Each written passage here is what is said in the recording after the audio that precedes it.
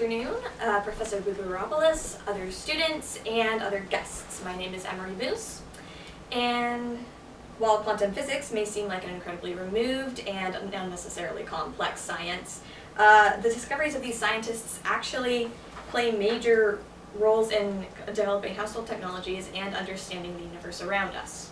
Today, I'd like to introduce a very influential Japanese theorist and quantum mechanic. I find this scientist to be one of the unsung modern heroes of physics, and altogether an inspirational man. He has a dedication and intellect that is truly awe-inspiring, and I hope to illustrate the scale of his accomplishments. In the beginning, Yoichiro Nambu discovered his interest in particle physics and excelled in academics while entrenched in the tumultuous effects of World War II. Nambu was born in Tokyo in 1921, just as Japan was experiencing its first progress in quantum physics and mechanics, which proved to be a good omen for his own scientific successes. He studied in the University of Tokyo and earned a master's degree in physics in 1942 before being drafted into a military radar lab during World War II, where he worked until the war ended.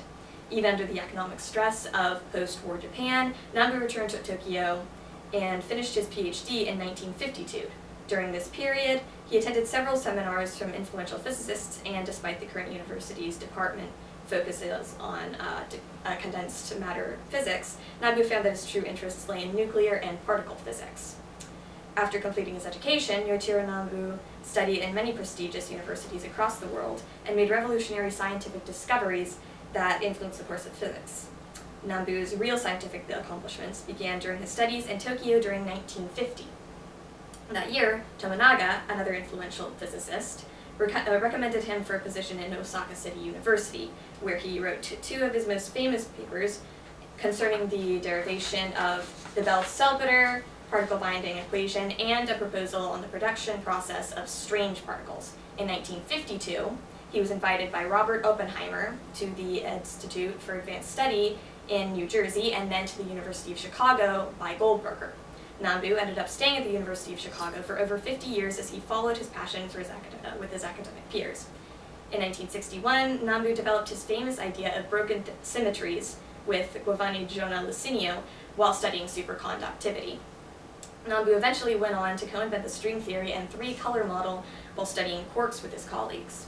Finally, Yoichiro Nambu was recognized for his accomplishments and seen as an invaluable researcher, and though it took time for him to be formally recognized, it was indisputable that Yoichiro Nambu was beyond all other physicists of the era.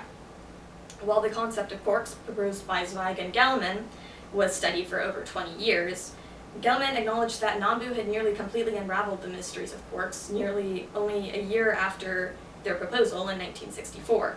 Recently, the broken symmetries of electromagnetic and weak forces that Nambu had proposed was finally affirmed at European Particle Physics Lab in 2012. In 2008, he received a well-deserved Nobel Prize for his proposal and study of spontaneous broken symmetry. Ultimately, Nambu struggled against the destruction of war in order to gain an education, studied particle physics and quantum mechanics while meeting many other influential physicists, and finally gained recognition as a prominent researcher. Without any delay, I'd like to introduce to you Yoichiro Nambu, a renowned scientist that played a large role in making quantum mechanics what it is today. Thank you.